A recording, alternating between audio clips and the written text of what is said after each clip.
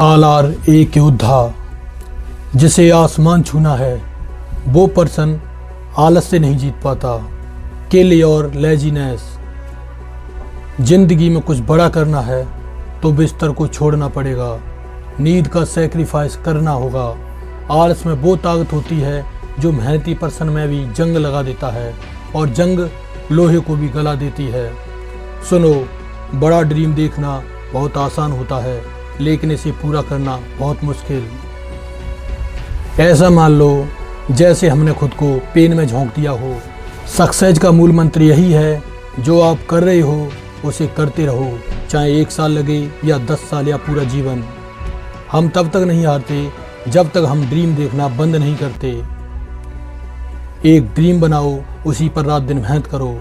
आलसी व्यक्ति का ना तो भविष्य होता है, ना ही वर्तमान। वीडियो अच्छी लगी हो तो लाइक शेयर सब्सक्राइब जरूर करें। जय हिंद।